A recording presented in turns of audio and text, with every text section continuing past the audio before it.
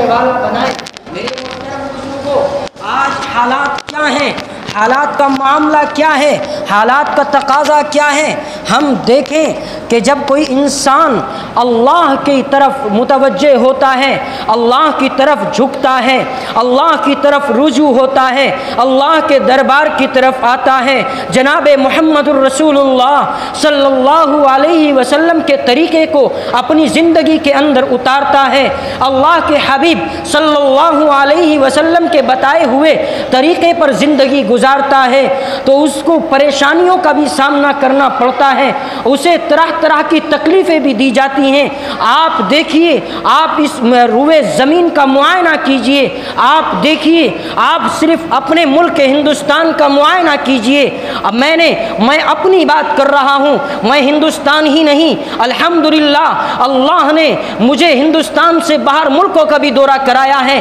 میں نے دیکھا ہے کہ جو لوگ محض ایمان کو جانتے ہیں، محض مسلمان ہونے کو جانتے ہیں کہ ہم صرف مسلمان ہیں، جن کا نام صرف عبد الرحمن عبداللہ رکھ دیا گیا، جنہیں عبداللہ کا معنی پتہ نہیں، جنہیں عبد الرحمن کا ترجمہ پتہ نہیں، جنہیں نماز کا طریقہ نہیں آتا، جنہیں قرآن کا طریقہ نہیں آتا، قرآن کو پڑھنے کا سلیقہ جنہیں یاد نہیں، لیکن وہ لوگ ایمان پر ہیں اور وہ لوگ اس بات کو کہتے ہیں ہم ایمان والے ہیں۔ میرے محترم بزرگوں، یہ اللہ کا بہت بڑا انعام ہے کہ اللہ نے علماء کے گڑھ کے اندر ہمیں پیدا کیا۔ ہم نماز کو بھی جانتے ہیں، ہم قرآن کو بھی جانتے ہیں، کیونکہ اللہ نے ہمارے درمیان میں علماء دیے ہیں، ہمارے درمیان میں حفاظ کو بھیجا ہے، ہمارے درمیان میں مفتیان اکرام کو بھیجا ہے۔ اللہ تبارک و تعالی نے قرآن کریم کو محفوظ کرنے کے لیے، اللہ رب العزت نے کوئی کتاب ایسی نہیں کہ جس کو محفوظ کرنے کے لیے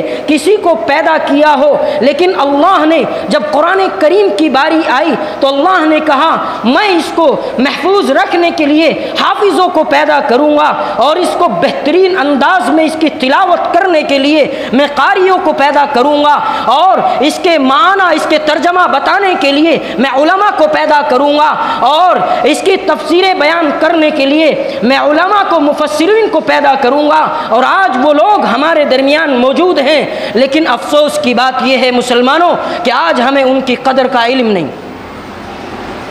آپ ان سے پوچھو، میرا ایک جگہ پر سفر ہوا، میں نیپال کے اندر گیا، وہاں ہمیں دیکھا کہ وہاں کی عورتیں تک دیکھنے کے لیے مسجد کے قریب میں آ گئیں۔ جب امام صاحب نے یہ اعلان کیا کہ ایک مولانا تشریف لائے ہوئے ہیں اور دہلی یوپی کے اندر سے تشریف لائے ہیں، اور باقاعدہ طور پر ان لوگوں کی محبت کا اندازہ میں نہیں لگا سکتا، انہوں نے باقاعدہ کئی گاؤں کا پروگرام کرایا صرف، اور امام صاحب نے مجھے بتلایا کہ مولانا میں 3 پارے کا حافظ ہوں، اور ہمارے 20 کلومیٹر تک علماء کوئی نظر نہیں آتے، عالم کوئی نظر نہیں آتے۔ اب کوئی اکے دکے عالم ایسے ہیں جو پڑھنے کے لیے اپنے گھروں سے باہر نکلے ہیں۔ میرے محترم بزرگوں، ہمیں علماء کی قدر کرنی ہوگی۔ آج جتنے بھی حالات ہم پر پیدا ہوئے ہیں، جتنے بھی معاملات ہمارے ساتھ ہوئے ہیں، جتنے بھی حادثات ہمارے ساتھ ہوئے ہیں، جتنے بھی ضلالت کی زندگی جو ہمیں گزارنی پڑی ہے، رب وحدہ لا شریک کی قسم مسلمانوں، ہم نے اپنے نبی کے وارثوں کی قدر کرنا چھوڑ دیا ہے۔ اور یاد رکھیے،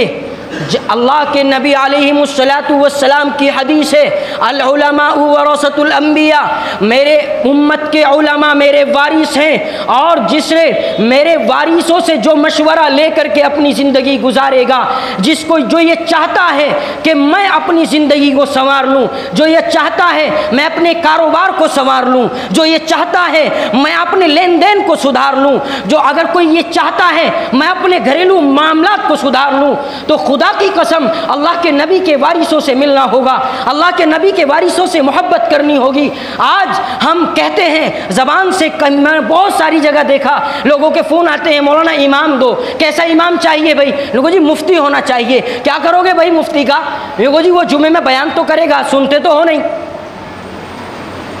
وہ جمعے میں بیان تو کرے گا، اس سے مشورہ امام سے نہیں لیا جائے گا، امام کو اس وقت بلایا جائے گا جب صرف نکاح کا وقت آ گیا، اب امام کو بلایا جائے گا، مولانا صاحب خط بھر لیا ہوگا، آپ نے رجسٹر بھر لیا ہوگا، مولانا آپ نکاح پڑھا دیجئے، وہاں جتنی بھی رسومات ہیں، اگر کوئی کہنے کے لیے چلا مولانا کیا کریں، بچے مجبور کر دیتے ہیں، خدا کی قسم یہی وہ بچے ہیں جو کل جب تم مر جاؤ گے، تم قبر میں پہنچو گے، قبر کی مٹی تمہاری ختم ہو جائے گی، لیکن تمہاری قبر پر فاتحہ پڑھنے کے لیے یہ بچہ نہیں آئے گا، رب کعبہ کی قسم مسلمانوں وہی مولوی تمہاری نماز جنازہ پڑھائے گا، تمہاری وہ اولاد جس کی وجہ سے تم نے ایک عالم کی بات کو ٹھکرایا، ایک امام کی بات کو ٹھکرایا، وہ بچہ تمہاری نماز جنازہ تک پڑھنے کے لیے تیار نہ ہوگا۔ میرے محترم بزرگوں، میں نے اللہ کے نبی کی ایک حدیث پڑھی جس کے اندر ہمارے اصولوں کو بتلایا، ہمارے طریقے کو بتلایا، ہمارے رہن سہن کو بتلایا، ہمارے انداز کو بتلایا،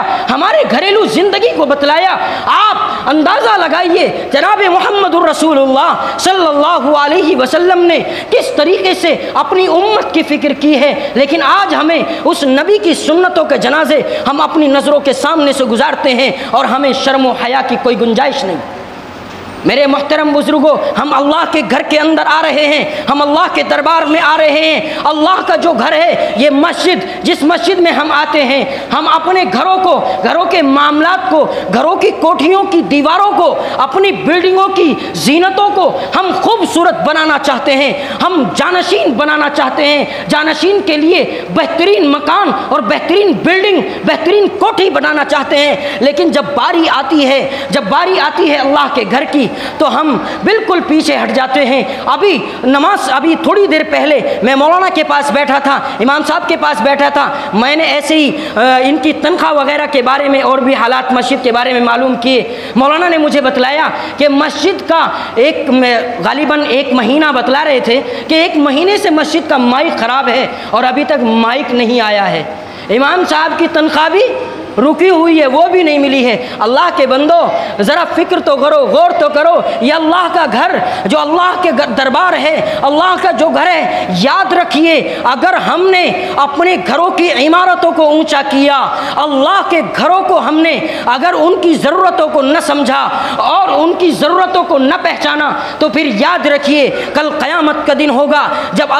کل قیامت کے دن اللہ بیت اللہ سے کہے گا، اے بیت اللہ میں آج تجھے کا تو جنت میں اٹھاتا ہوں، اور اس بیت اللہ کو اٹھایا جائے گا اور بیت اللہ کہے گی، اے اللہ میری جو اولادیں ہیں، یعنی پوری دنیا کی جو مسجدیں ہیں، اے اللہ ان مسجدوں کو بھی جب کوئی اپنی اولاد کو نہیں چاہے گا، اولاد کے فکر نہیں کرے گا تو وہ اس کو توجہ نہیں ہوگی، لیکن وہاں توجہ ہوگی، وہ کہے گا، بیت اللہ کہے گا، اے اللہ میری اولادوں کو بھی تو اللہ اپنی جنت کے اندر جو کا تو اٹھا لے۔ جب ان مسجدوں کو اٹھایا جائے گا تو مسجدیں کہیں گی، اے اللہ ہمارے پاس جنہوں نے خرچ کیا تھا، ہم پر جنہوں نے اپنا مال لٹایا تھا، اپنی دولت لٹائی تھی، جنہوں نے ہماری زینت کے لیے اپنے وقت کو بھی قربان کیا تھا اور اپنے مال کو بھی قربان کیا تھا، اپنے گھر کی ضرورت کو روک کر اب میں ہماری ضرورت کو سمجھا تھا، اے اللہ تو ان کو بھی ہم ان سے بھی آج مطالبہ کرے گی، یہ مسجد کہے گی، یہ اللہ سے کہے گی، اے اللہ تو ان کو بھی جنت میں لے جا، ان کو بھی جنت میں پہنچا دے۔ لیکن اگر کوئی انسان، اس کا تذکرہ قرآن کریم نے بھی کیا ہے، یومئذ تحدث اخبارها بان ربک اوحی لها، اگر کسی انسان نے دنیا میں رہتے ہوئے اللہ کی اطاعت فرما برداری کی ہوگی، اللہ کے راستے میں خرچ کیا ہوگا، اللہ کے گھر کے لیے خرچ کیا ہوگا، اللہ کے گھر کے لیے اپنے مال کو خرچ کیا ہوگا، اپنے وقت کو خرچ کیا ہوگا، تو اللہ تبارک و تعالی اس زمین سے پوچھے گا اور یہ زمین کہے گی، اے اللہ کل دنیا کے اندر تیرے گھر کے اندر، تیرے دربار کے اندر اس نے اپنے مال کو خرچ کیا تھا، اپنی دولت کو خرچ کیا تھا، اپنے وقت کو خرچ کیا تھا، تو اللہ تبارک و تعالی اس شخص سے کہے گا، اے میرے بندے تو نے دنیا میں میری فرما برداری کی، میرے راستے میں خرچ کیا، میرے دربار کے لیے خرچ کیا، میرے گھر کے لیے خرچ کیا، اور میرے قرآن کریم پڑھنے والوں پر خرچ کیا، پڑھانے والوں پر خرچ کیا، جو امام جو 5 وقت تمہاری نمازوں کو پڑھاتا ہے۔ یاد رکھیے اگر امام کی معاملات صحیح نہیں ہوں گے تو پوری مسجد کے مقتدیوں کے معاملات غلط ہو جائیں گے۔ وجہ کیا ہے؟ وجہ یہ ہے کہ جب امام خود سکون میں نہیں ہوگا، وہ آپ کو اطمینان سے مصلی پر کھڑا ہو کر کے وہ اپنی ضرورتوں کو سوچ رہا ہوتا ہے، وہ اپنی ضرورتوں کو یاد کر رہا ہوتا ہے، وہ اپنی ضرورتوں کو محسوس کر رہا ہوتا ہے، اور پتہ یہ چلتا ہے کہ نماز اس کی بھی خراب ہو گئی، پوری مسجد والوں کی بھی خراب ہو گئی۔ میرے محترم بزرگوں، خدا را معاف کر دینا، میری بات شاید ناگوار معلوم ہو رہی ہو، لیکن سچی بات ہے، جو وقت کے جو حالات ہیں ہم یہ سمجھتے ہیں اگر کوئی معاملہ ہوا، امام نے کچھ کہہ دیا، مولانا صاحب اپنا انتظام کر لیجئے، مولانا صاحب آپ مسجد دوسری تلاش کر لیجئے، مولانا صاحب آپ کو ہمارے مدرسے کو آپ کی ضرورت نہیں ہے، آپ کہیں اور اپنی جگہ تلاش کر لیجئے۔ میرے محترم بزرگوں، یاد رکھیے اگر یہ علماء نہ ہوں، یہ امام نہ ہوں، یہ وارثین نہ ہو تو پھر یاد رکھیے تمہیں کلمہ پڑھانے والا تک کوئی نصیب نہیں ہوگا، تمہیں کلمے کا وجود بتانے والا کوئی نصیب نہیں ہوگا۔ خیر، میں قرآن کریم کی آیت میں نے سنائی جس میں یومئذ تحدث اخبارہا، ایک طرف کا لک میں نے آپ کو بتلایا، اب دوسری طرف سنیے کہ جس انسان نے دنیا میں رہتے ہوئے اللہ کی نافرمانی کی ہوگی، اللہ کے راستے میں خرچ نہیں کیا ہوگا، اپنے مال کو 99 کو 100 بنانے کی فکر میں رہا ہوگا، اس مال کو صحیح جگہ خرچ نہ کیا ہوگا، تو یہ زمین بھی کہے گی اے اللہ بِأَنَّ رَبَّكَ أَوْحَى لَهَا، یہ زمین کہے گی اے اللہ کل دنیا کے اندر رہتے ہوئے اس نے تیری نافرمانی کی، تیرے راستے میں خرچ نہیں کیا، اس نے فضول خرچی کی، اس نے عیاشی میں مال کو برباد کیا، اس نے شراب نوشی میں مال کو برباد کیا، اس نے غلط جگہوں پر مال کو برباد کیا۔ اللہ کہے گا اے میرے بندے، میں نے تجھے زندگی دی، میں نے تجھے ہاتھ دیے، میں نے تجھے دولت دی، میں نے تجھے سب کچھ دیا، لیکن تو نے دنیا میں رہتے ہوئے میری نافرمانی کی۔ یہ بندہ کہے گا اے اللہ تو مجھے دوبارہ زندگی دے دے، میں تیری فرما برداری کروں گا، میں تیرے راستے میں خرچ بھی کروں گا، میں غلط کام نہیں کروں گا۔ اللہ کہے گا میرے بندے، میں نے تجھے 50 سال کی زندگی دی، میں نے تجھے 60 سال کی زندگی دی، میں نے تجھے 80 سال کی زندگی دی، تو نے اس کے اندر میری نافرمانی کی، اب کوئی موقع نہیں دیا جائے گا۔ میرے محترم بزرگوں، یاد رکھو اگر ہم نے دنیا میں رہتے ہوئے ایک آنسو بہا دیا، ایک آنسو اللہ کے سامنے رو دیے، رب کعبہ کی قسم مسلمانوں، ایک آنسو بہانا وہاں خون کے آنسو بہانے سے بہتر ہوگا۔ اور دوسری بات میں نے ایک حدیث بیان کی، ثلاثة لا يدخلون الجنة أبدا الديوس من الرجال الرجلة من النساء ومدمن الخمر۔ وقت بالکل ہو چکا ہے لیکن میں اپنی اس حدیث کو سنا کر اپنی بات پوری کر رہا ہوں۔ اللہ کے نبی علیہ السلام کے پاس صحابہ کا مجمع تشریف فرما ہے، اور اللہ کے نبی علیہ السلام نے لوگوں کو مخاطب کرتے ہوئے کہا او میرے صحابہ کی جماعت سنو، آؤ میں تمہیں 3 لوگوں کے بارے میں بتاتا ہوں، اور وہ 3 لوگ ہیں جو جنت کے اندر داخل نہیں ہو سکتے، جن سے جنت سے جن کو دور کر دیا جائے گا، جہنم جن کا گھر بن چکا ہوگا، جہنم ان کا مکان بن چکا ہوگا۔ اللہ صحابہ نے فرمایا یا رسول اللہ وہ 3 لوگ کون ہیں، آپ ہمیں بھی بتلا دیجئے۔ من کن فیہ ثلاثۃ لا يدخلون الجنۃ ابدا الدیوس من الرجال، سب سے پہلے شخص کے بارے میں حضور اکرم صلی اللہ علیہ وسلم نے فرمایا کہ پہلا شخص وہ ہے جسے جیوس کہا گیا ہے۔ جیوس کس شخص کو کہا جاتا ہے؟ آپ علماء سے پوچھیں، آپ مفتیان اکرام سے پوچھیں، آپ مفسرین سے پوچھیں تو وہ آپ کو بتائیں گے کہ جیوس اس شخص کو کہا جاتا ہے جس شخص کو اپنے گھر کی پرواہ نہ ہو۔ پرواہ نہ ہونے کا مقصد کیا ہے؟ آج ہم یہ سمجھتے ہیں کہ ہم بچوں کا مکان بنا کر کے دے دیا، بچوں کو بہترین عمارت بنا کے دے دی، اور اس میں پتھر بھی ٹھکوا دیا، اور اوپر جو ہے سب کچھ ان کی چھت بھی بہت شاندار کرا دی، سارے کام کرا دیے، لیکن انہیں دین سے غافل رکھا، انہیں قرآن سے غافل رکھا، انہیں مسجد سے غافل رکھا، انہیں علماء سے غافل رکھا، انہیں اماموں سے غافل رکھا، تو پھر یاد رکھیے ایسے شخص کو اللہ کے نبی علیہ الصلوۃ والسلام نے فرمایا کہ ایسا شخص جنت کے اندر داخل نہیں ہو سکتا۔ یہ بچے ہمارے پاس ہماری امانت ہیں، اللہ کی امانت ہیں، اگر ان میں خیانت کی تو پھر یاد رکھیے ہمارا کوئی پرسان حال نہ ہوگا۔ اللہ کے نبی علیہ الصلوۃ والسلام نے دوسرے شخص کے بارے میں بیان فرمایا، الرجلۃ من النساء،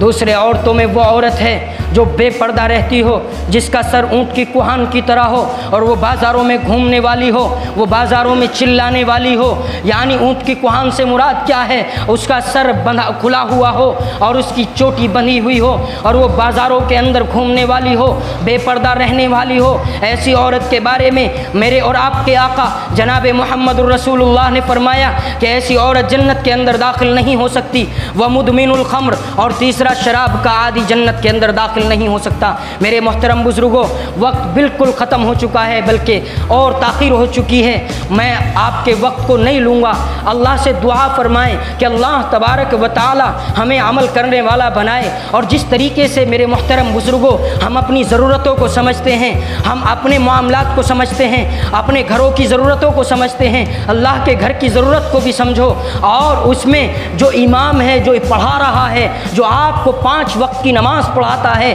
جو آپ کے ایمان کو محفوظ کر رہا ہے، آپ کے کلمے کو محفوظ کر رہا ہے، آپ اس کی ضرورتوں کو بھی سمجھو، انشاءاللہ اللہ بیڑا پار کر دے گا۔ ورنہ بھائیو، جیسے زندگی گزر رہی ہے یوں تو کہیں گزری کہیں گزران، کہیں جھوپڑی کہیں میدان، یوں تو چلتی ہی رہے گی۔ اللہ رب العزت ہم سبھی کو صحیح سمجھ عطا فرمائے اور عمل کرنے والا بنائے۔ وآخر الدعوانا الحمدللہ۔